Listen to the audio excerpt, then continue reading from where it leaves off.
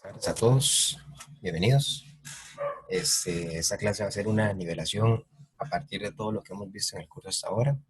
Cualquier cosa, si tienen una duda, se supone que ya el audio está funcionando. Igualmente pueden usar el chat de texto para cualquier consulta que tengan a lo largo de esta presentación. Y bueno, entonces, como para presentarme en general, mi nombre es Jesús Vallejo y soy estudiante de Física y Filosofía de la Universidad de Costa Rica. Y esta es una presentación que engloba la mayoría de preguntas, al menos en categoría de ejercicios, que podrían venir en el examen de admisión tanto de la Universidad de Costa Rica como de la Universidad Nacional y el Tecnológico de Costa Rica. Okay, para empezar, tenemos la pregunta de qué es un examen de admisión. Entonces, en términos simples, un examen de admisión es una prueba que evalúa sus capacidades de razonamiento lógico-matemático a través de preguntas de selección múltiple. Y también hay que aclarar, ¿verdad?, que ese examen no es un examen que evalúe la materia de bachillerato de matemática y español. Entonces, cuando ustedes vayan a hacer ese examen, traten nada más de hacer práctica del examen y no se vayan a confundir estudiando la materia de bachillerato que entra en matemática y español, porque eso es un error que comete mucha gente y por eso al final le termina yendo mal a la hora de hacer el examen, porque nunca supieron qué era lo que les iban a preguntar. Entonces, siguiendo con la estructura del examen, tenemos que saber cómo están distribuidas las preguntas. Entonces, las preguntas del examen no tienen un orden específico, pero suelen estar intercaladas, a menos en el caso de la UCR y la Nacional. Entonces, a ustedes les va a salir una pregunta de matemática y después una pregunta de razonamiento verbal y después una de matemática y así hasta que terminen el examen. Y en el TEC, ustedes van a tener primero solamente preguntas de matemática y después van a tener preguntas solamente de razonamiento lógico verbal. Entonces, para que lo tengan en cuenta, de que van a tener que estar variando de un tipo de pregunta a otro y que no vayan con la mentalidad de hacer primero una y después otras, porque al final eso no les ayuda mucho si no están conscientes de cómo van a estar distribuidas las preguntas. Entonces, ¿cómo se calcula la nota del examen? La nota del examen depende en un 50% de la nota obtenida en la prueba escrita, es decir, el examen que ustedes van a ir a hacer, y un 50% depende de su nota de presentación. Esto en el caso de la Universidad de Costa Rica. En la Universidad Nacional y el TEC el porcentaje es 60-40, es decir, para entrar a la Nacional y al TEC es más importante que ustedes tengan una buena nota en el examen, mientras que para la UCR es más importante que vayan con un promedio alto, tanto de notas de colegio como en la nota del examen, es decir, las van a evaluar por igual. Entonces, aquí tenemos una distribución de cuáles son los temas que yo considero que son los más importantes que hay que reforzar para poder ir bien preparados al momento de hacer el examen. En matemática tenemos operaciones con fracciones, es decir, sumar fracciones, restar fracciones, multiplicar fracciones, dividir fracciones, todo este tipo de operaciones que, si bien son fáciles, a veces se nos olvidan. Por ejemplo, la resta y la suma de fracciones son un tema muy interesante porque a la gente se les suele olvidar cómo se resta y se suma una fracción. Entonces, es importante que ustedes, si no se acuerdan de ese tipo de operaciones, las repasen, busquen videos, busquen ejercicios simples y eso es una ventaja que van a tener ustedes al momento de ir a hacer el examen.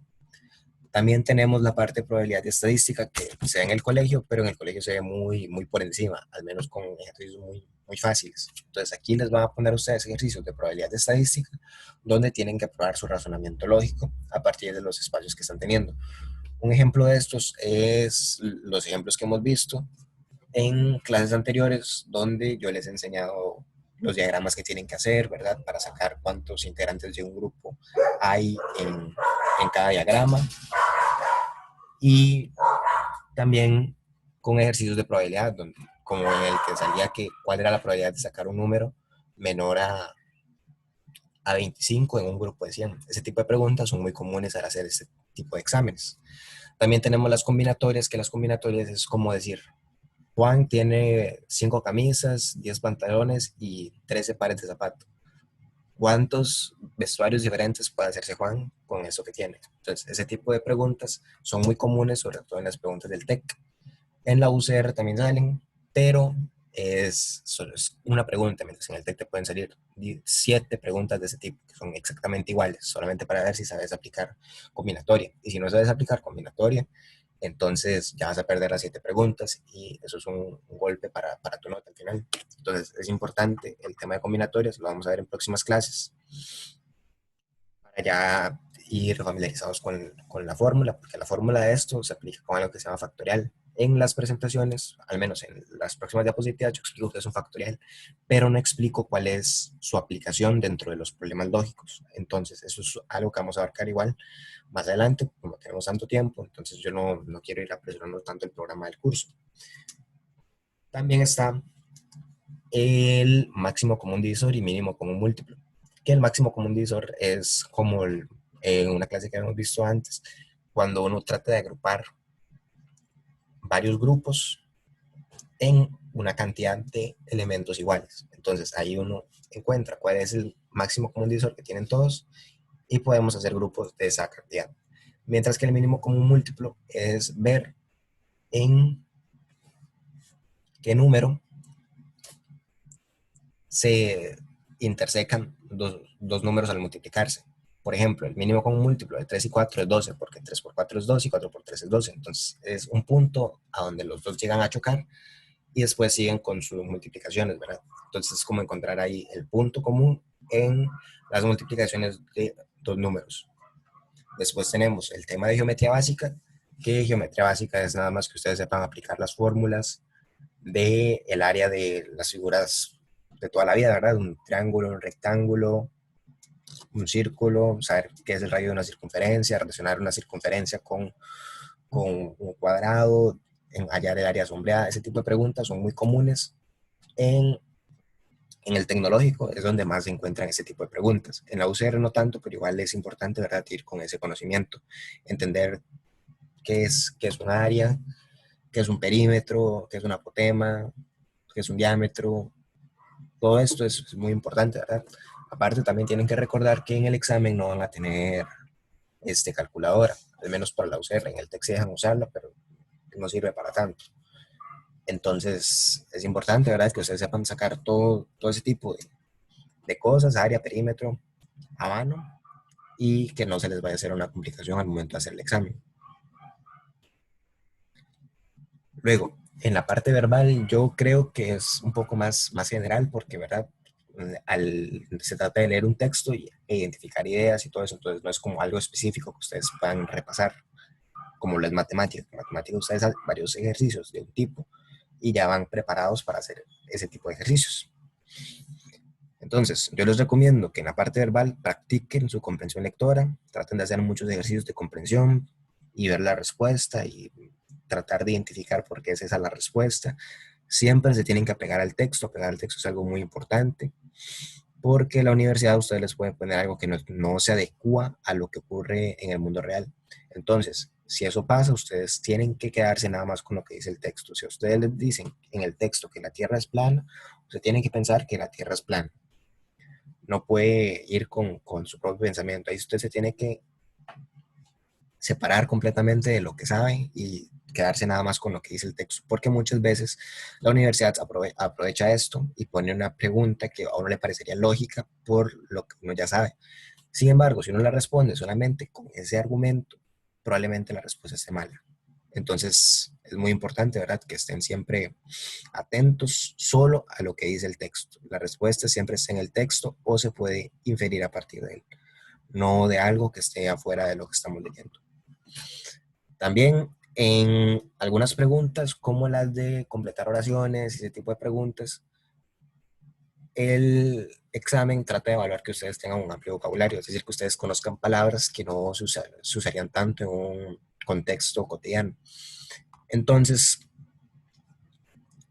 ustedes tienen que identificar sinónimos, antónimos de varias palabras que probablemente no conocen. Entonces, esto yo les recomiendo que lo practiquen a partir de las pruebas de práctica que tiene el TEC, porque el TEC es el que más suele poner preguntas de ese tipo. Entonces, así ustedes pueden ir viendo más o menos qué palabras salen y van asimilando ya a qué tipo de preguntas se van a enfrentar al momento de hacer el examen. Y también tienen que diferenciar qué es implícito y explícito dentro de un texto. Algo implícito es algo que no nos dice lo que estamos leyendo, mientras que explícito es lo que sí podemos sacar directamente de lo que estamos leyendo. Entonces, algo implícito sería como algo que nos queda claro a pesar de que el autor no nos lo está diciendo. Y explícito es algo que el autor está diciendo directamente. Entonces, es importante que todo esto lo tengan presente al momento de estar leyendo un texto y de estar haciendo ese tipo de preguntas. Ahora, una vez que ya vimos cómo es el examen, podemos empezar a ver lo que son ejemplos de problemas dentro de una práctica que yo quiero que sea la práctica final que hagan ustedes una vez que terminemos el curso. Esta práctica a mí me parece demasiado útil porque tiene, o sea, les da a ustedes la nota. Y siento yo que es la más parecida al examen, por lo menos de la UCR. El TEC no tiene esta modalidad, entonces con el TEC lo que haríamos es hacer alguna práctica de las que tienen ellos, que tienen 80 preguntas, creo, y después ir viendo, ir revisando cada una y sacar cuál nota tuvieron ustedes. Entonces, esto a ustedes les va a tirar el resultado de un solo. Así que yo quisiera que en una clase dediquemos 3 horas solamente a resolver esa prueba y ver más o menos la nota de ustedes. Y a partir de eso, repasar y después volver a hacerla y ver qué tanto suben o bajan nota. Claro, sin ver las respuestas, porque eso no tendría ninguna finalidad. No obstante, yo les traigo aquí algunos ejemplos de esa práctica para que ustedes ya vayan familiarizados con el nivel que tienen. Esta práctica está además decir que es la que da la Universidad de Costa Rica siempre que ustedes quieren ir a hacer el examen. Entonces, si algunos ejemplos se les hacen parecidos, es precisamente por eso, porque es la única práctica que tiene oficial la Universidad de Costa Rica para hacer el examen de admisión. Entonces, tenemos algunos ejemplos de preguntas como esta que es de razonamiento lógico, que nos dice, Gabriel, Elena, Ignacio y Susana se reunieron para realizar una carrera de velocidad. Si al final de la carrera sucedió que Gabriel llegó a la meta antes que Susana, Elena llegó a la meta antes que Ignacio y Gabriel llegó a la meta antes que Ignacio.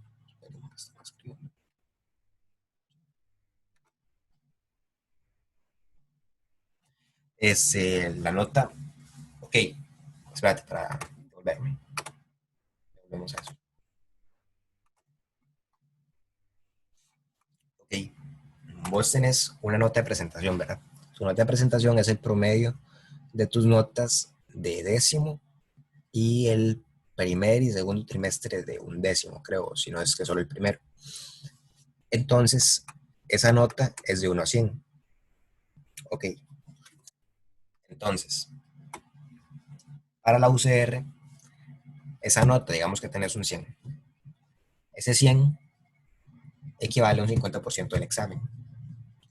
El examen está hecho en una escala de 0 a 800. Entonces, si vos tenés un 100 en el examen bueno, en la nota de presentación, vas a tener ya 400 puntos del examen ganados. Y los otros 400 puntos te los ganas cuando estés haciendo el examen. En el caso de la Universidad Nacional y el TEC, ese 100 no representa un 50%, representa nada más un 40%. Entonces, el otro 60% es lo que te vas a ganar en el examen. No sé si queda claro con eso. Igualmente, recordar que la Universidad Nacional los evalúa a ustedes de 0 a 900, es un poco diferente. Y en el TEC es igual que en la UCR, es de 0 a 800, para que lo tomen en cuenta.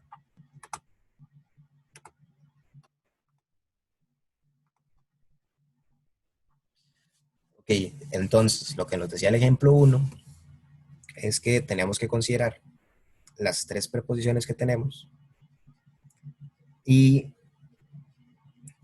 llegar a identificar cuál de las opciones no es posible. Entonces, tienen 2 formas de hacer esto. Ir identificando cada una y tratar de descartarla o armar un rompecabezas o esquema mental donde ustedes relacionen cada una de las proposiciones que les están dando. De las dos formas es algo válido. Yo lo que recomiendo es hacerlo así, leer bien el ejercicio, hallar algo imposible a partir del texto y ordenar este, cómo fueron llegando ellos a través de letras. Entonces, tenemos que Gabriel llegó antes que Susana, Elena llegó antes que Ignacio y Gabriel llegó antes que Ignacio. Entonces, ustedes tratan de ordenar con esto que tienen todas las posibles formas en que fueron llegando. Entonces tendríamos que puede haber llegado Gabriel, Elena, Ignacio, Susana, Elena, Gabriel, Ignacio, Susana, y así hasta tener todas las posibles soluciones. Entonces, una vez que tenemos eso, podemos identificar cuál no es posible. Tenemos que Elena llegara a la meta de segunda, si es algo posible, porque pudo haber llegado después de Gabriel y antes que Ignacio y Susana. Entonces, esa opción ya la descartamos. La segunda opción nos dice que Susana llegara a la meta de tercera. Entonces, analizamos si hay alguna forma de que Susana llegue a la meta de tercera y tenemos que sí, que hay dos posibilidades para que ella llegue de tercera. Entonces, esa también es posible, así que no es la respuesta correcta. La opción C dice que Gabriel llegará a la meta de tercero. Identificamos si hay alguna posición donde Gabriel haya llegado de tercero, nos damos cuenta que no. Asimismo, si leemos y usamos un poco más la lógica desde el principio, nos damos cuenta que Gabriel llegó a la meta antes que dos personas. Llegó antes que Susana y llegó antes que Ignacio. Entonces, si son cuatro personas y Gabriel llegó a la meta antes que dos de ellas, es imposible que haya llegado de tercero. Entonces, él tuvo que haber llegado de primero o de segundo. Entonces, la opción C es algo imposible, así que es la respuesta correcta. Sin embargo, para poder estar seguros, seguimos leyendo las otras opciones y tenemos que Ignacio llegara a la meta de tercero. Sí, tenemos aquí el primer caso y en el segundo caso, él llega a la meta de tercero. Y la última opción dice que Susana llegará a la meta de segundo. Entonces, es posible que Gabriel llegara de primero y Susana habría llegado de segundo. Entonces, es el caso que tenemos aquí. Así que esta opción también es imposible. La única posible es esta opción, al ser también posible, la única que es completamente imposible a partir de las proposiciones que nos están dando es la opción C, que Gabriel llegara a la meta de tercero. Y esa es la respuesta correcta. Ustedes una vez que lleguen a identificar que Gabriel llegó antes que dos personas, entonces es imposible que llegara a la meta de tercero, ya tienen resuelto el ejercicio y no es necesario que hagan todo esto. Sin embargo, si eso no se les hace tan claro al principio, siempre es válido que hagan todo esto, ¿verdad? Nada más que sí es bueno que se vayan acostumbrando a identificar de un solo la lógica de cada pregunta para que puedan aprovechar mejor el tiempo, ya que nada más tienen 3 horas para hacer el examen. Entonces, siempre es bueno, ¿verdad? No digo que esté mal, que esté mal hacerlo, pero sí es como, sí estaría bien que ustedes se vayan acostumbrando a hacer ese tipo de ejercicios lo más rápido posible para que no tengan que correr al final, porque eso es algo que siempre pasa, ¿verdad? Porque el examen es de rellenar bolitas. Y la gente cuando se pone a rellenar bolitas suele estresarse o siempre dice, no, mejor las relleno cuando ya esté al final del examen y tal vez llega una pregunta donde se pegan y pierden ahí 1 hora y de ahí cuando les toca pasar no tienen ninguna otra opción. A mí me pasó una vez que yo estaba haciendo un examen también para la UCR de habilidades cuantitativas que yo tenía 2 horas. Y si usted ya se le fue el tiempo, ellos no van a tener ninguna lástima por usted. Y lo que le van a decir es, entrégueme el folleto y si quiere, rellene todas las bolitas que quedan, pero sin ver las preguntas. O sea, prácticamente que se ponga a batear. Entonces eso es algo que ustedes tienen que tener en cuenta, que ahí no van a tener ningún profesor que les tenga lástima. Así que siempre es bueno, ¿verdad? Que vayan conscientes de todas las 3 horas que tienen para poder hacer el examen de la mejor forma posible. Entonces, continuando con el ejemplo 2, tenemos En una librería hay dos cajas con lapiceros. La caja G solo tiene lapiceros de la marca G y la caja S solo tiene lapiceros de la marca S. Cierto día se sacan 15 lapiceros de la caja G y se depositan en la caja S. Luego se revuelven todos los lapiceros que están en la caja S y se sacan de esta 9 lapiceros que se depositan en la caja G. Entonces, sucedió con certeza que en la caja tenemos todas las opciones. Voy a darles a ustedes un par de minutos para que intenten resolverla, escriban su respuesta, después la analizamos y continuamos con la siguiente. Porque la idea no es perder tanto tiempo con estas, porque tienen toda la solución ahí. Entonces, para poder abarcar bastante materia, vamos a ir un poco rápido, pero igual para que ustedes puedan ir practicando a la vez que yo les voy explicando, traten de resolver esta pregunta, que no es tan complicada, creo. Entonces, aparte, ya.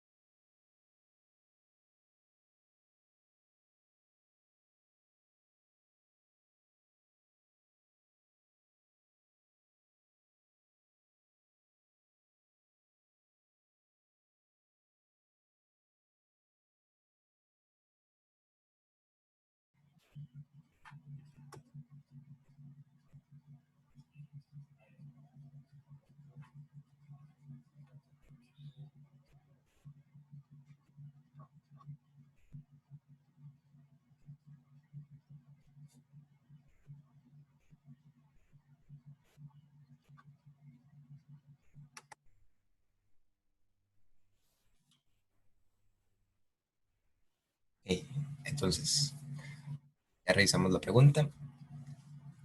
Tenemos que imaginarnos que estamos en la situación que nos está describiendo el problema. En una librería hay dos cajas de lapiceros, la caja G solo tiene lapiceros de la marca G y la caja S solo tiene lapiceros de la marca S. Ojo que no nos están diciendo cuántos hay en cada caja. Eso es algo muy importante que ustedes tienen que pensar. Así como puede haber infinitos lapiceros, puede haber muy pocos lapiceros, pero ustedes no pueden escoger ni una ni la otra. Entonces, yo les recomiendo pensar que tienen infinitos lapiceros. Entonces, cierto día se sacan 15 lapiceros de la caja G y se depositan en la caja S. Luego, se revuelven todos los lapiceros que están en la caja S y se sacan de esta 9 lapiceros que se depositan en la caja G. Entonces, usted agarró 15 lapiceros de una caja y los puso en otra caja. Después, usted saca 9 lapiceros de esa caja y los ingresa en la otra caja. Usted al principio había pasado 15 lapiceros. Después, cuando usted está sacando 9 lapiceros y los introduce en la otra caja, pudo haber sacado exactamente 9 de los 15 que metió, pero en de ninguna forma usted pudo haber sacado los 15 lapiceros. Entonces, como no hay ninguna forma de que usted haya sacado los 15 lapiceros, usted tiene la certeza de que en la caja S quedó al menos un lapicero de la marca G. Entonces, ustedes cuando ya hacen ese análisis, revisan las preguntas, las respuestas, y se fijan si hay alguna que coincida con esto. Y nos damos cuenta que la opción D es la que se adecua a este razonamiento. Analizando las otras, podemos ver por qué se descartan. En el caso de la A, dice que en la caja S no quedaron lapiceros de la marca G. Es lo que les estoy diciendo. Al principio pasamos 15 lapiceros y después sacamos 9. Con certeza debieron quedar al menos 6 lapiceros de la marca G en la caja S. Entonces la opción A es incorrecta. La opción B nos dice, en la caja G no quedaron lapiceros de la marca G. Eso es lo que yo les estoy diciendo. En ningún punto nos dicen cuántos lapiceros hay.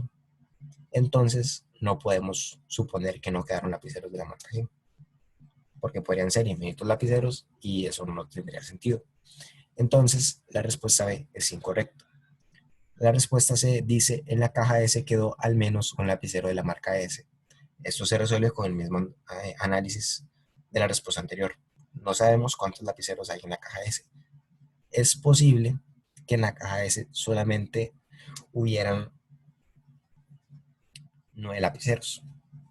Y que justamente esos 9 lapiceros de la marca S fueron los que sacamos e introducimos en la caja G. Entonces, no hay ninguna forma de asegurarte que haya quedado al menos uno de la marca S en la caja S. Y, por último, la respuesta E dice, en la caja G quedó al menos un lapicero de la marca S. Como al principio pasamos 15 lapiceros de la marca G a la caja S, los 9 que sacamos en la segunda oportunidad pudieron haber sido 9 de los 15 que pasamos en un principio. Entonces, si son 9 de los que pasamos en un principio y los devolvemos, en la caja G solamente va a seguir habiendo lapiceros de la marca G y ningún lapicero de la marca S. Entonces, la última respuesta tampoco es algo que ocurra con certeza. También hay que prestarle mucha atención a los problemas que dicen con certeza. Ustedes tienen que saber que cuando se habla de certeza, tienen que estar completamente seguros de un caso para una determinada situación. Entonces, si alguna de estas es a partir de suposiciones, entonces lo más probable es que sea una respuesta incorrecta. Aquí yo les pongo, ¿verdad?, el análisis. Ustedes esto lo tienen en el PDF de la clase anterior. Entonces, no nos vamos a detener tanto por ahí. Ok, ahora tienen esa pregunta que dice, una botella de agua tiene un agujero por el cual cada hora se pierde la mitad del volumen total contenido al inicio de esa hora. Si en cierto momento la botella tenía 600 mililitros de agua, ¿cuánta agua tendría 4 horas después? Entonces les voy a dar igual un par de minutos. Esta pregunta sale bastante rápido, así que tranquilos. Y después la revisamos.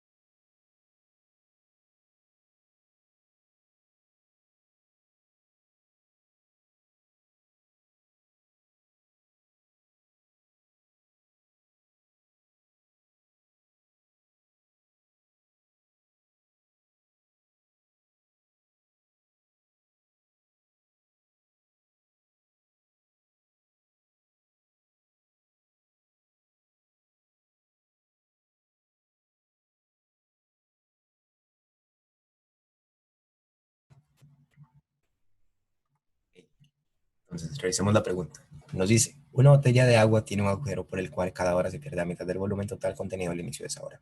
Si en cierto momento la botella tenía 600 mililitros de agua, ¿cuánta agua tendría 4 horas después?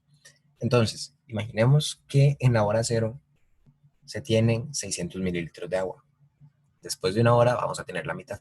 La mitad de 600 es 300.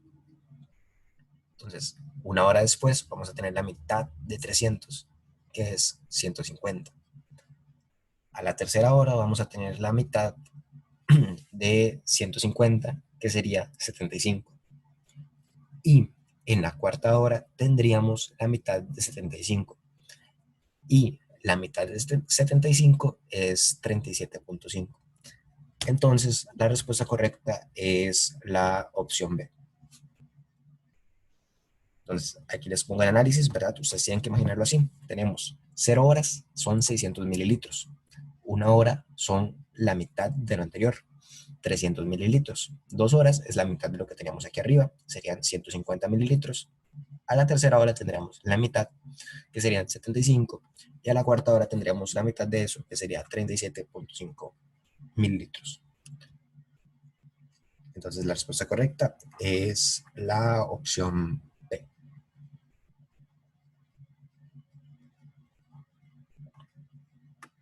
Y ahora vamos a hacer un problema que es más de análisis de afirmaciones, parecido al que hicimos al principio.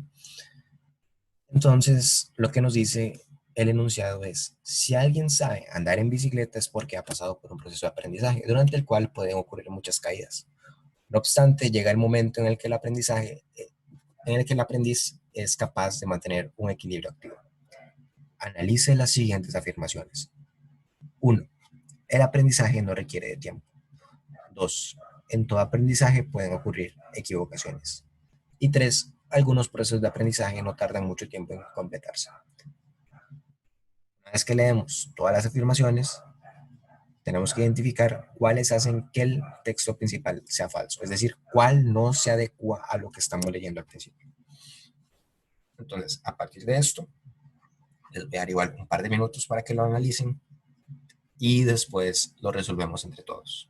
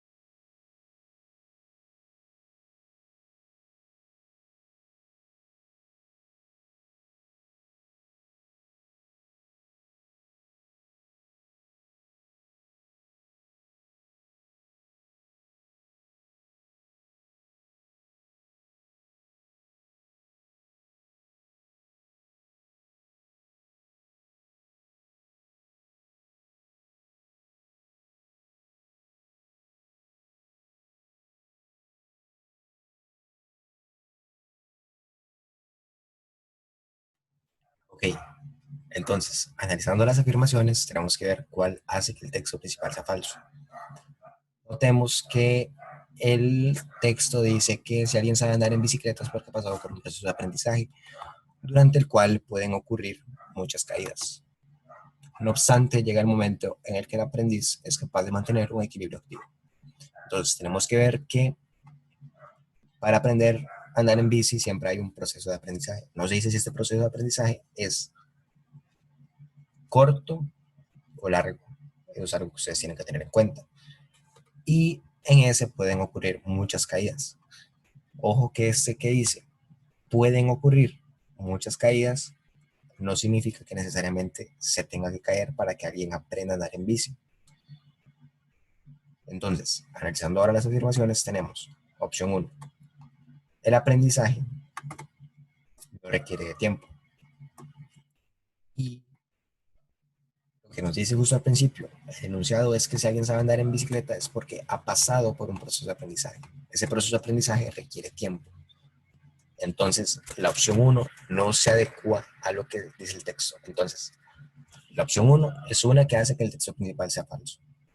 La opción B dice, en todo aprendizaje pueden ocurrir equivocaciones, lo cual es cierto, porque aquí nos dice que durante un proceso de aprendizaje pueden ocurrir muchas caídas. Entonces, la opción 2 se adecua completamente al enunciado de la pregunta. Y la opción 3 dice, algunos procesos de aprendizaje no tardan mucho tiempo en completarse. Eso es lo que yo les estaba diciendo. No se dice el tiempo que tiene que tardar un proceso de aprendizaje. Entonces puede ser corto, puede ser largo. Así que la única opción que hace que el texto principal sea falso es la opción uno. Entonces la respuesta correcta es la A. Muy bien, todos los que pusieron la A, creo que todos los que contestaron pusieron la misma. Entonces, felicidades, están bastante bien.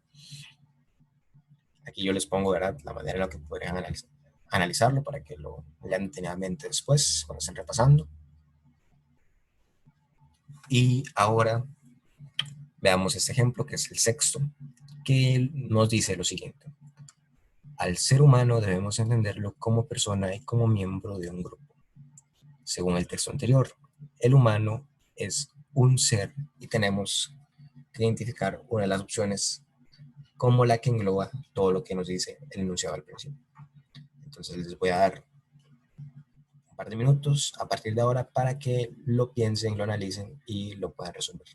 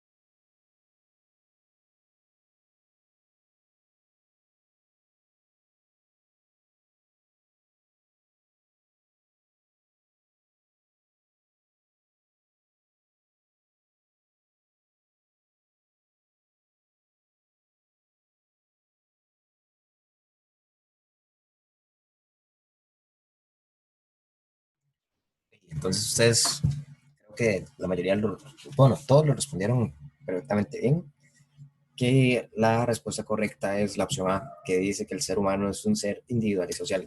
Porque vemos que nos dice que el ser humano nos debemos entenderlo como persona. Entonces, como persona se refiere a que lo tenemos que entender como un individuo. Y como miembro de un grupo se refiere a que es un individuo social que está en contacto con los de su misma especie. Entonces, la respuesta correcta es la opción A. La opción B dice biológico e integral, pero biológico es algo muy general como para ser referido solamente a una persona. Lo mismo con unificado y complejo, que no tiene nada que ver con lo que nos está planteando el enunciado. Y la opción D dice particular y universal. Entonces, universal no es lo mismo que ser miembro de un grupo. Entonces, esa opción es incorrecta. Y la última opción dice anatómico y psicológico. Con anatómico pasa lo mismo que con biológico. Un ser anatómico no necesariamente es una persona. Entonces, esa opción no tiene sentido por sí sola. Así que la única que nos podría servir para englobar todo lo que nos dice el texto principal es la opción A, que el ser humano es un ser individual y social. Entonces, la respuesta correcta es la opción A. Yo les pongo, ¿verdad?, la manera en la que pueden plantear el ejercicio.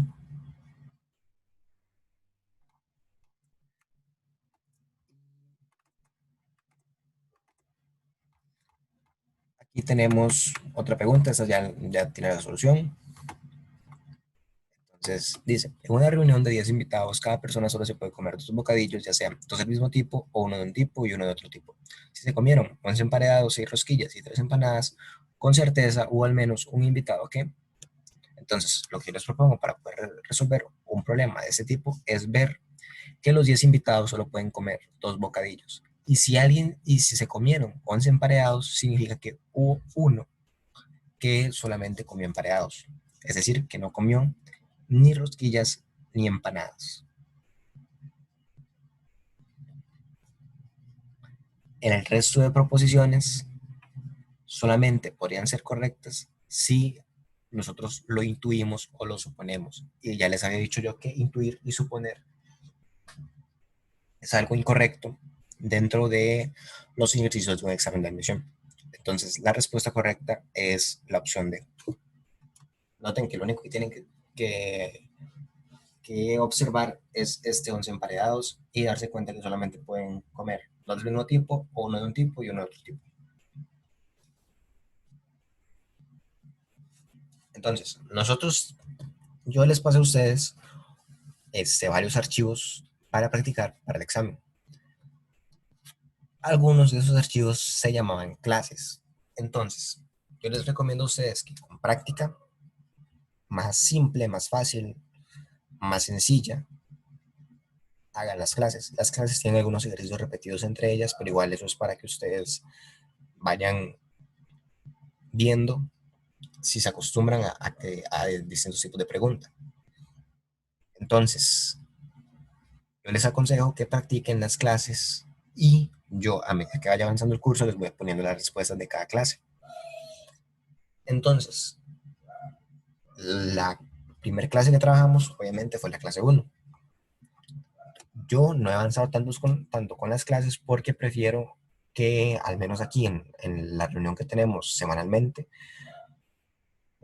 nos involucremos más que todo con quiz general, porque el quiz general es un examen de admisión en sí, solamente que es una práctica. Entonces me parece más útil para ustedes que estemos viendo preguntas de una práctica tipo examen a ver solamente una práctica como cortada. Sin embargo, igual es muy útil para que ustedes, qué sé yo, que algún día están aburridos, dicen, bueno, voy a agarrar 20 minutos, voy a hacer esta clase y voy a comparar las respuestas con las respuestas que tengo en las diapositivas. Entonces, eso es algo muy útil. Yo estas clases las he resuelto porque no hay un solucionario de cada una. Entonces, cualquier cosa, si tienen alguna duda de por qué una respuesta está bien, me la pueden hacer llegar en cualquier momento de la semana al correo y yo trataré de responderles lo más antes posible. Entonces, hasta ahorita hemos llegado hasta la clase 8. Ustedes pueden ir haciéndolas, pueden empezar desde la 8 en adelante, como ustedes quieran. Ustedes conocen mejor que nadie cuál es su propio ritmo. Así que, pues eso, tienen la opción de hacer las clases. Igual con los quizzes generales también pueden practicar. Pero, como les digo, las clases son más cortas, les quitan menos tiempo, se estresan menos. Entonces es bastante útil para los ratos libres que tengan en estos días. Asimismo, aquí yo les pongo ejemplos de cada clase para que los comparen y yo les explico cuál es la solución que yo propongo. Entonces, tenemos, por ejemplo, esta pregunta que dice, actualmente el sello distintivo de una fábrica ha cambiado cuando por la globalización todos pueden hacer lo mismo en cualquier parte del planeta. Bien sea lo griego de un programa de cómputo, lo alemán de una herramienta o lo chino de un carro, así opera el mundo moderno. ¿Sobre cuál aspecto de las fábricas de hoy trata el texto? Entonces nosotros tenemos que ver cuál es la única opción que se relacione con lo que nos está diciendo el texto. La opción A dice el nivel de ventas, eso no es algo que se esté tratando en el texto, esa opción es incorrecta. La opción B habla del valor estratégico y lo que se intuye es que ahora, gracias a la globalización, lo que más vale son las estrategias y no tanto como las características culturales de cada producto. Tampoco se habla del estilo de propaganda en la opción C, ni del nivel de competitividad de las empresas en la respuesta D. Y lo que se dice es que todo se puede hacer desde cualquier parte. Entonces, si todo se puede hacer desde cualquier parte, la importancia de este texto no está en la procedencia geográfica. Entonces, la respuesta E también es incorrecta.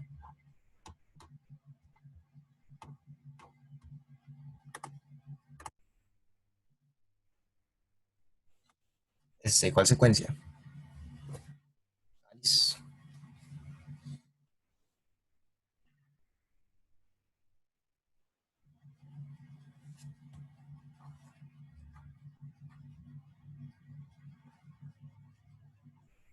Ok, ok. Pues ya casi llegamos, creo. Entonces, cuando lleguemos, nada más lo escribe en el chat y dice cuál es la duda para que la podamos resolver.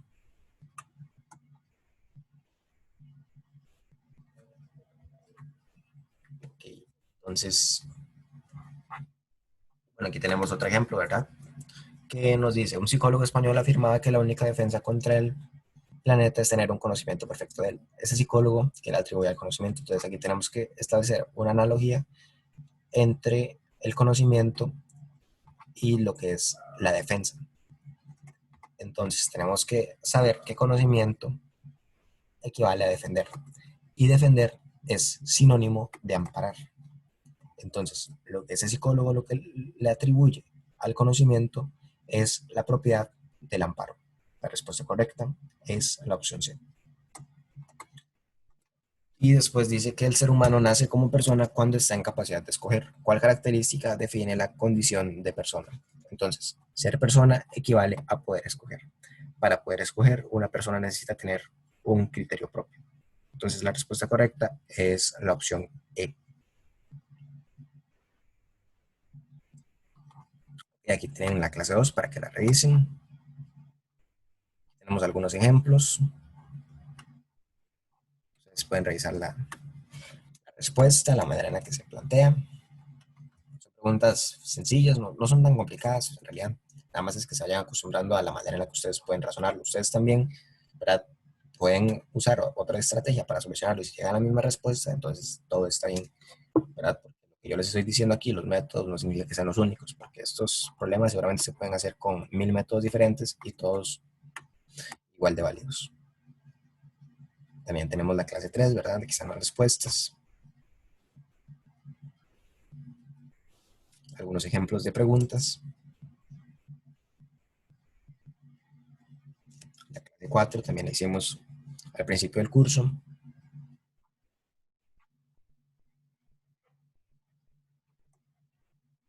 La clase 5 con sus respectivas respuestas. Y después teníamos la clase 6 con algún... Bueno, aquí yo ya fui como poniendo... Estas las hicimos de práctica en clase, entonces por eso es que ya está separada la respuesta del enunciado. Pero aquí tienen, ¿verdad?, la manera en la que pueden analizar esta pregunta. Esta pregunta es muy interesante, es un poco difícil, entonces es importante que sepan cómo manejarlas, sobre todo porque es de un texto largo. a comparación de todos los que hemos visto. Los que hemos visto han sido, qué sé yo, tres renglones, dos renglones, entonces es más fácil de trabajarlo, pero ya cuando se vuelven un poco más largos, se tiende a complicar la situación, pero la idea es que ustedes no tengan ningún problema con eso. Entonces, también es muy bueno que hagan preguntas de comprensión de lectura que sean de, de un texto largo.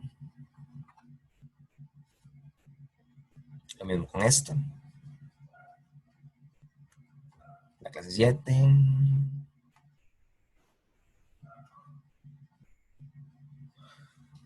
Ok, veamos ahora la pregunta número 8. Eso es un tema importante, es acerca de diagramas. Los diagramas son muy útiles al momento de resolver problemas cuando no estamos entendiendo la situación que está ocurriendo. Y lo que nos dice la pregunta 8 es, todo L es M, ningún C es M. Por lo tanto, la opción A dice, todo L es C, algunos C es L, ningún C es L, ningún M es L o ninguna de las anteriores. Esa pregunta es muy sencilla, pero hace referencia a preguntas que son muy comunes en un examen de admisión. Entonces, para que ustedes puedan resolver una pregunta de este tipo, pueden imaginarse diagramas de esta forma. Sabemos que todo L es M, entonces dibujamos un círculo grande que represente a M y un círculo pequeño que represente a L dentro de M. Entonces vemos que todo L es M y tenemos un C que está aparte porque nos dicen que ningún C es M. Y con esto ya podemos analizar y ver cuál respuesta es correcta. Vemos que dice que alguno C es L, eso es incorrecto porque C está completamente separado de L. Todo L es C, otra vez está incorrecto porque L está separado de C. La opción C nos dice ningún C es L, eso es correcto porque C y L están separados, pertenecen a universos diferentes. La opción D dice ningún M es L, no, porque vemos que hay algunos M que son estos, que son L. Y la opción E dice ninguna de las anteriores. También es muy importante que por lo general la respuesta a ninguna de las anteriores tiende a no ser la opción correcta. Casi siempre la respuesta está en el resto y no en la de ninguna de las anteriores. Porque ninguna de las anteriores es como para ver si usted no entendió el problema y prefiero responder eso a escoger alguna de las opciones. Entonces, yo les recomiendo que siempre analicen todas las que no sean ninguna de las anteriores. Y por último, ya cuando estén seguros, completamente seguros, de que ninguna es correcta, marquen ninguna de las anteriores, pero no se vayan de buenas a primeras a marcar esta opción porque tiende a ser incorrecta.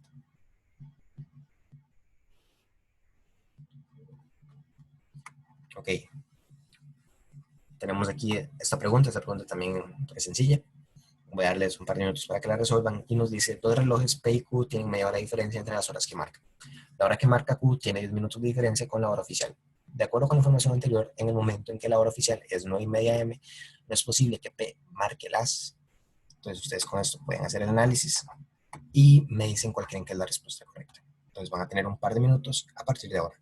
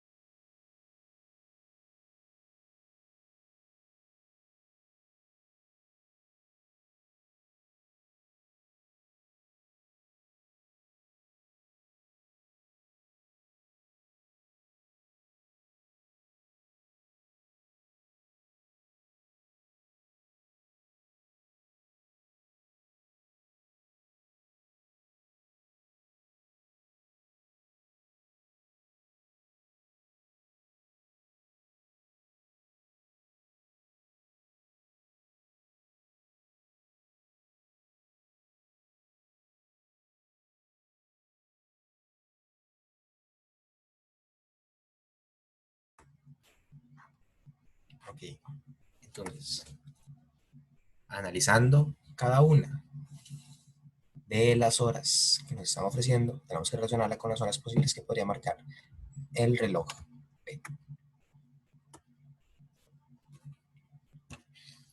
Entonces, sabemos que la hora que marca Q tiene 10 minutos de diferencia con la hora oficial. La hora oficial son las 9:30. Y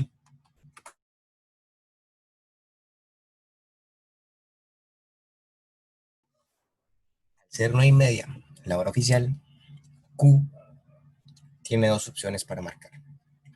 Pueden ser las 9:40 o las 9:20. Entonces,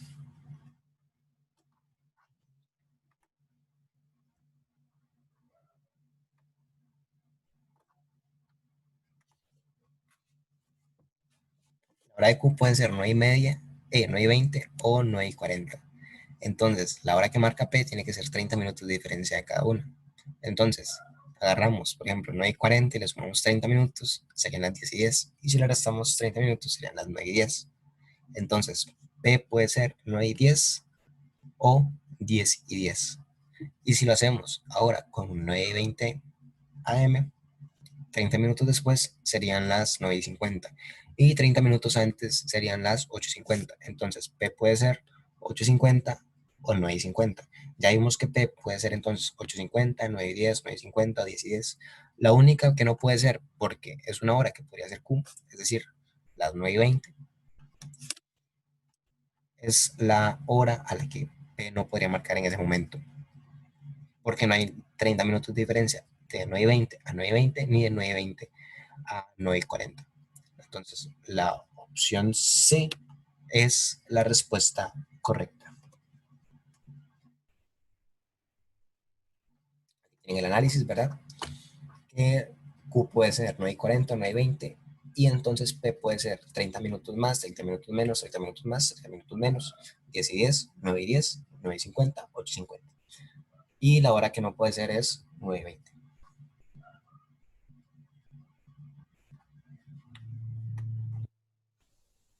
Ahora llegamos a esta pregunta que también es muy interesante, que nos dice: Jaime desea poner cerámica en la sala de su casa, para lo cual necesita 180 cuadros de un tipo de cerámica.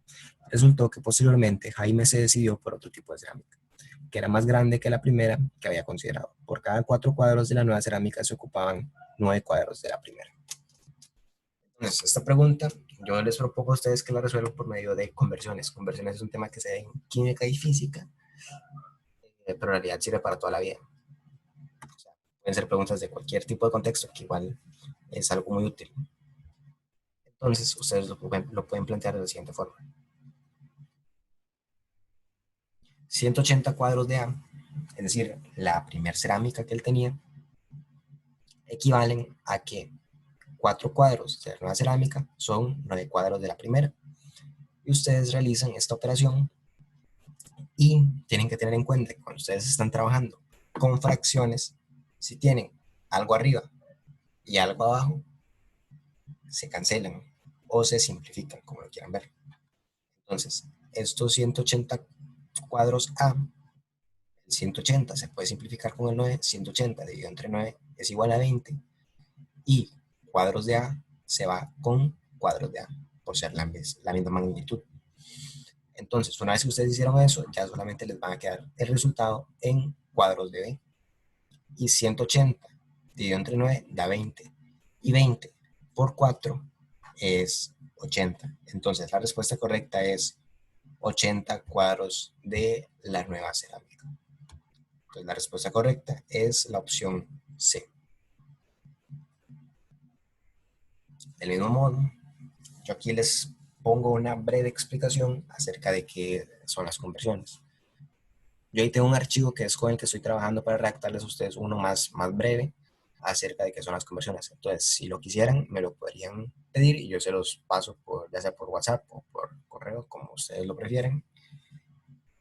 Y aquí la explicación que yo les doy es que una conversión consiste en cambiar el valor de algo en una unidad X y darlo en términos de otra unidad Y a partir de un factor de conversión conocido. El ejemplo que yo les escribo es convierta 3.000 colones a dólares.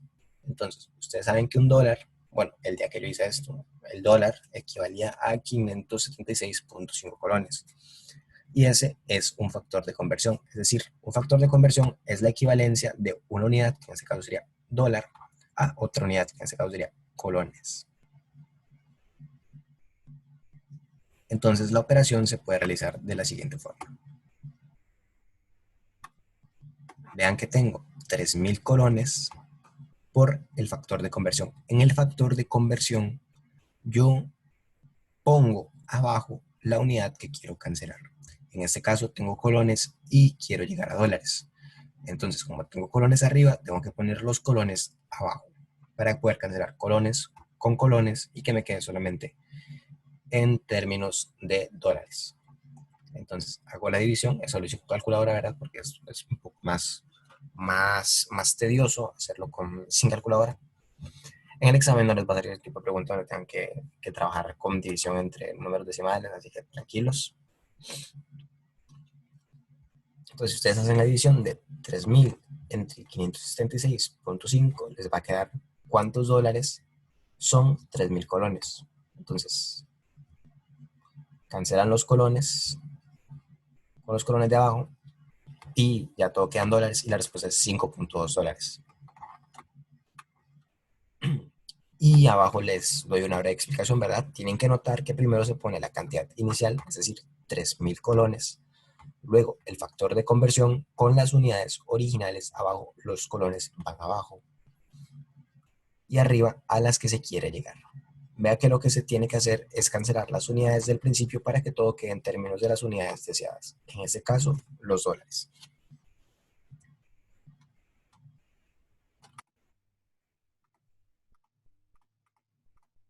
Viendo el ejemplo que yo les pongo aquí como ejemplo 1, vean que lo que se quiere hacer es pasar kilómetros por hora a metros sobre segundo.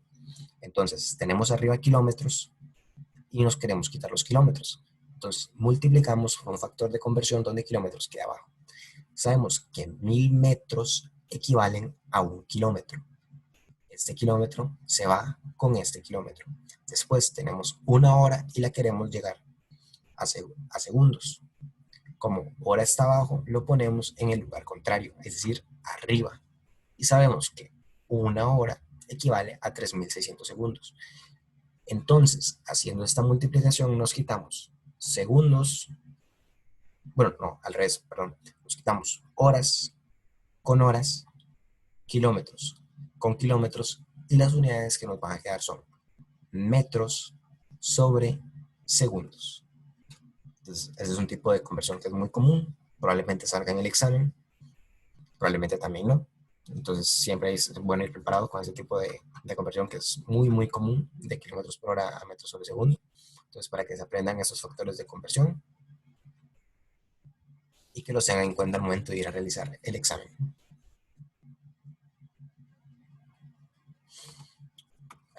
Yo les escribo unos factores de conversión que siento que son bastante útiles. Por ejemplo, que un metro son 100 centímetros, un metro son 1.000 milímetros, un centímetro son 10 milímetros, un kilómetro son 1.000 metros, un metro son 3.28 pies. Todos estos son bastante útiles. Es bueno que los tengan en cuenta al momento de hacer el examen. No pretendo que se los aprendan porque la verdad ni siquiera yo me los sé todos, pero sí es como bueno que se sepan los principales, ¿verdad? Creo yo que los más importantes son estos primeros cuatro, que son los más básicos de por sí. Entonces es fácil que los tengan en mente al momento de ir a hacer la prueba. Tenemos, ¿verdad? Otro ejemplo de convertir, en este caso de kilómetros por hora a metros por segundo. Vean que aquí el que hizo este problema se complicó un poco más la vida porque no pasó de kilómetros por hora a kilómetros por minuto y después a metros sobre segundo. Porque vean que puso aquí el término de horas y minutos. Ustedes pudieron haber hecho esto y de un solo poner la equivalencia de horas a segundos. Pero eso es igualmente válido, porque noten que al final 1 entre 60 por 60 es 1 entre 3600. Entonces, es exactamente lo mismo, nada más que dividió el factor de 1 entre 3600. Tenemos aquí otro ejemplo, ¿verdad? Convertir 1.5 horas a segundos. Entonces tenemos horas arriba, tenemos un factor de conversión conocido que 3600 segundos equivale a una hora. Y lo que nos queremos quitar, en este caso las horas, lo ponemos abajo. Y así nos queda todo en términos de segundos.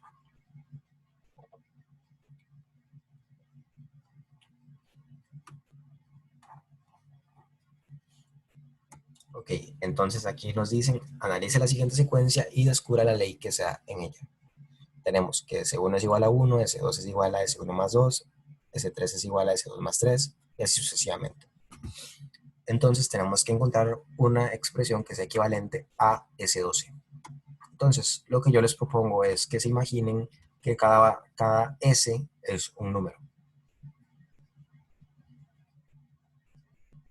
Entonces, si ustedes empiezan a hacerlo, S1 vale 1, S1 más 2 sería 1 más 2, que es igual a 3, S3 es igual a S2 más 3, que sería 3 más 3, que es igual a 6, y después 6 más 4 es igual a 10, 10 más 5 es igual a 15, 15 más 6 es igual a 21, y así siguen hasta llegar al valor de S12.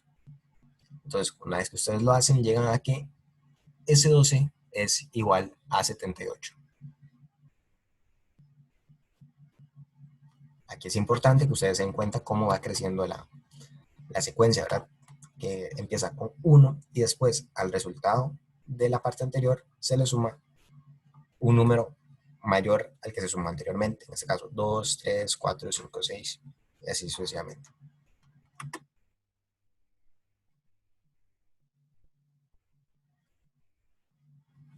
Ok, ok. Voy para verse, para tratar de explicar un poco más despacio. Vemos que S1 vale 1, S2 es S1 más 2, S2 es 1 más 2, esto da 3, S2 es igual a 3, S3 es S2 más 3, entonces como S2 vale 3, 3 más 3 es igual a 6, S3 es igual a 6, S4 sería S3 más 4, 6 más 4 es igual a 10, S5 es igual a S4 más 5, 10 más 5 es igual a 15, y seguimos hasta llegar a cuál es el resultado en número de S12. Entonces, S12 sería 66 más 12, que es igual a 78. Y después verificas cada una de las expresiones que tenés en las respuestas y analizas cuál te da 78. Entonces, S9 más 21. Revisas cuánto vale S9 a partir de todos los cálculos que habías hecho. Es 45 más 21. Esto nos da 66. La opción B es S9 más 23. 45 más 23, eso da 68. Después tenemos S10 más 22, que sería 55 más 22, que da 77. Después tenemos S10 más 23, que S10 es 55 más 23 y nos da 78. Y ya habíamos calculado nosotros que S12 valía 78. Entonces, una vez que encontramos cuál vale 78, ya tenemos cuál es la respuesta correcta, porque este resultado es equivalente al mismo valor que tiene S12. Y la última opción dice S11 más 11, que sería 66 más 11. Noten que la trampa de esta pregunta es poner la respuesta E, porque a nosotros la secuencia nos está diciendo que cada S vale el S anterior más un número que es igual al término que acompaña al S que estamos calculando. En este caso, S12 sería igual a S11 más 12, no más 11. Entonces, si nosotros lo hacemos simplemente con la lógica de que ok, cada S tiene al S anterior más un número. Entonces podemos pensar, claro, S12 es S11 más algo, pero no sabemos cuánto es ese algo. Bueno, si sabemos cuánto debería ser ese algo debería ser 12, pero aquí nos están dando 11, entonces ese ya es un indicador de que esta respuesta es incorrecta. Pero si nosotros nos vamos sin darle un valor a cada S, de buenas a primeras, solo vamos a marcar esta. ¿Por qué? Porque tiene un S11 que es el S al anterior que estamos buscando, y ese es el patrón que lleva toda la secuencia. Pero este 11 ya nos indica que tenemos que desconfiar de esta respuesta, ya que no se adecua a todas las respuestas que tenemos, o al menos el orden de la secuencia que tenemos inicialmente.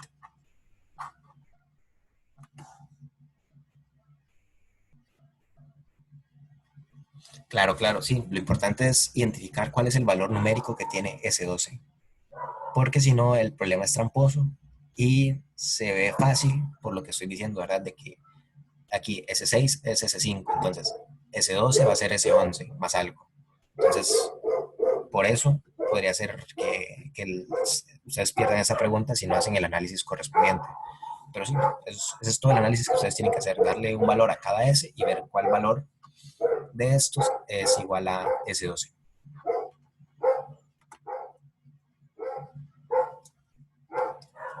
Ok, ahora pasamos a otra pregunta, que esta pregunta es de razonamiento lógico verbal y nos dice, en un lejano planeta, los seres que ahí viven tienen costumbres diferentes a las de los humanos. En este lugar, las cucharas se usan como mesas, los carros como baños y las planchas como lapiceros. Si los humanos quisiéramos imitar a los seres de este planeta, entonces deberíamos, y tenemos todas las respuestas. Entonces les voy a dar un par de minutos para que lo analicen y den sus respuestas en el chat.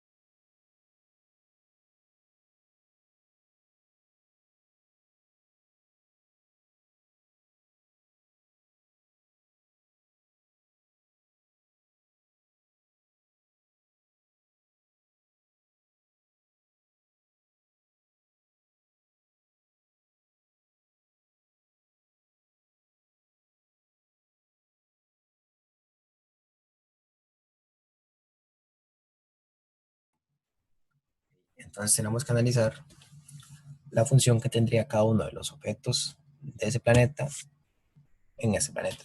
Entonces, vemos que las cucharas se usan como mesas. Entonces, la gente tendría que poner los platos encima de las cucharas. Los carros funcionan como baños, entonces la gente debería bañarse en los carros. Y las planchas funcionan como lapiceros, entonces la gente tendría que escribir con las planchas. Una vez que tenemos esas tres analogías de la función que cumpliría cada objeto, podemos encontrar cuál es la opción que las engloba a las tres.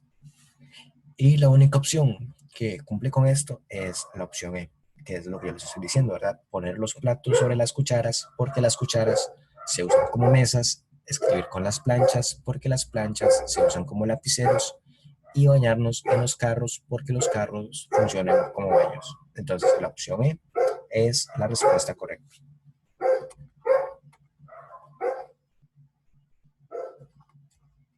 Ok, aquí tenemos otro ejemplo. Este ejemplo es igual de, bueno, de conversiones. Entonces les voy a dar 2 o 3 minutos para que la piensen y la resuelvan a partir de lo que hemos visto anteriormente. Y si no, yo igual les voy a poner la respuesta y la analizamos entre todos.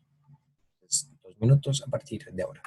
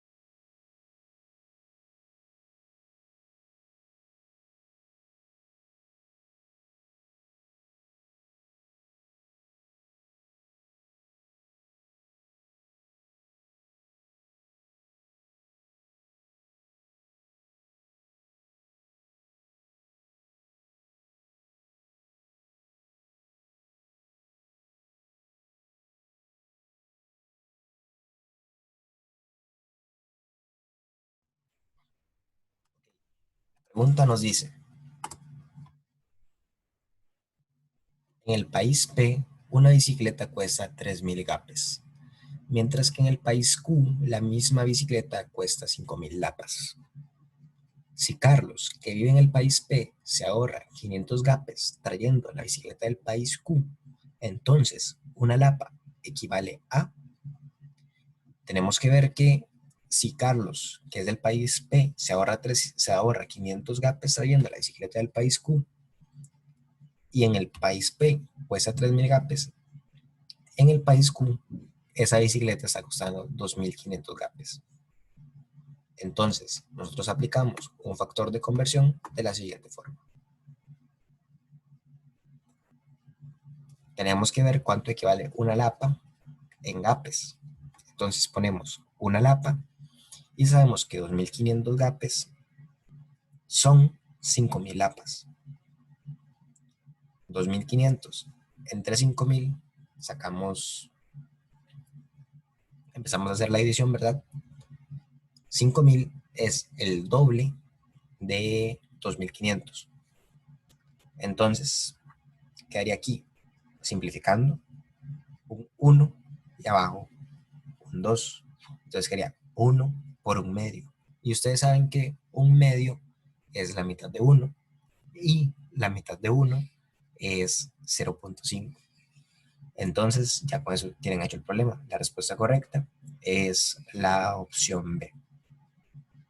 Una lapa equivale a 0.5 gapes.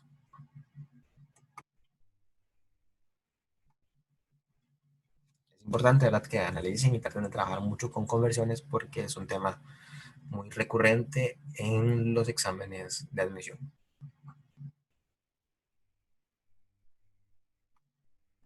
Entonces aquí yo les pongo los valores de fracciones muy básicas, pero que siempre son muy útiles, ¿verdad? Saber que un cuarto es 0.25, un medio es 0.5, tres cuartos es 0.75, para que se los aprendan o los traten de razonar al momento de ir a hacer el examen. Entonces aquí también tienen las respuestas de la clase 8.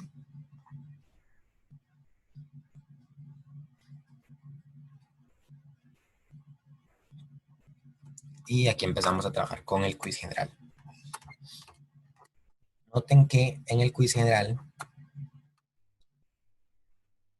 las primeras preguntas son completar oraciones.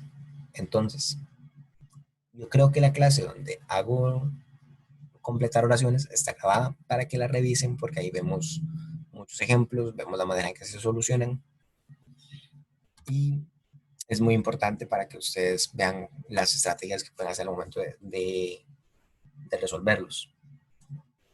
Porque si son preguntas que cuestan, son las más difíciles, creo yo, de todo el examen porque a veces hay algunas que no calzan tanto con lo que uno cree y tiene que analizarlas bastante.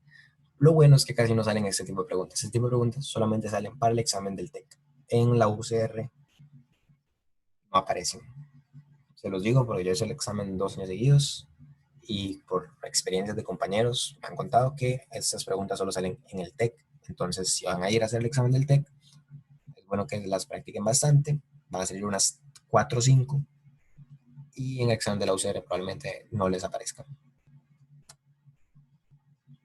Entonces, voy a darles un par de minutos para que resuelvan la número 11. Después revisamos el resto y creo que con eso terminaríamos la clase de nivelación por hoy y la próxima semana continuaríamos con lo que nos quede para ya ponernos al día.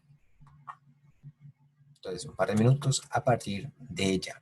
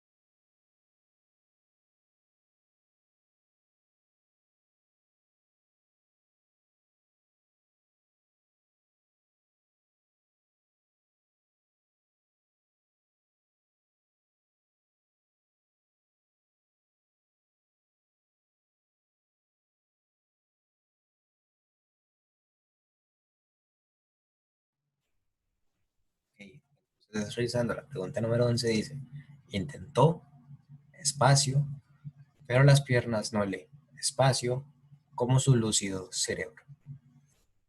Entonces, tenemos que identificar una función que cumplen exclusivamente las piernas y que contraste con algo que puede hacer el cerebro. Entonces, tenemos la opción A. Intentó correr, pero las piernas no le ayudaban como su lúcido cerebro.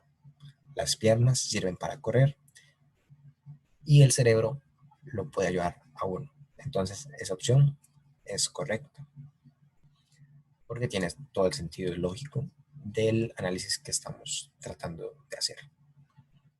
La opción B dice moverse y obedecían.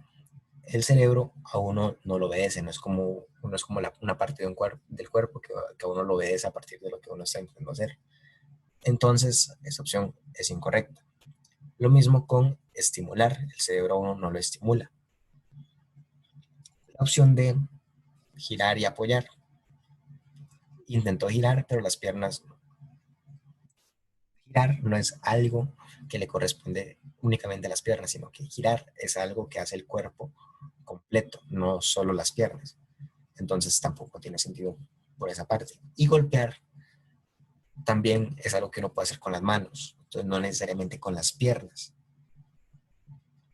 Asimismo, vemos que diría, intentó golpear, pero las piernas no le giraban como su lúcido cerebro, o sea, como un cerebro va a girar.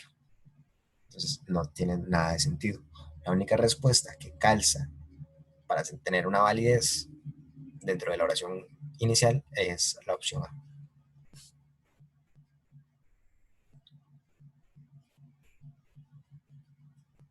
Aquí les propongo, ¿verdad? Para la pregunta 12.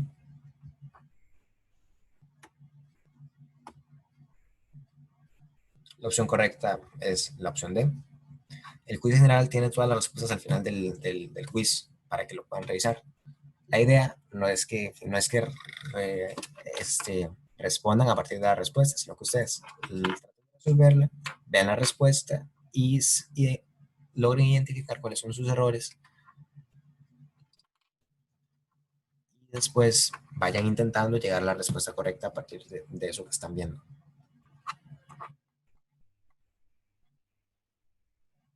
Vean, aquí tenemos otros ejemplos de preguntas de completar oraciones. Probablemente la próxima clase volvamos y los revisemos cada uno más detenidamente, es decir, la clase de nivelación, que sería el próximo viernes. Y vamos a llegar a esta parte.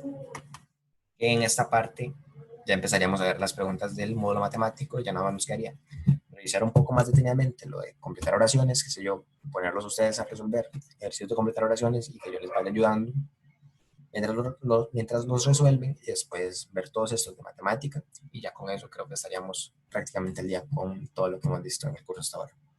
Entonces, si tienen alguna duda o algo así, me la hacen saber por el chat. Y si no, nos estaremos viendo mañana en la clase de las 6, que es clase normal. Después el miércoles y el viernes a la misma hora.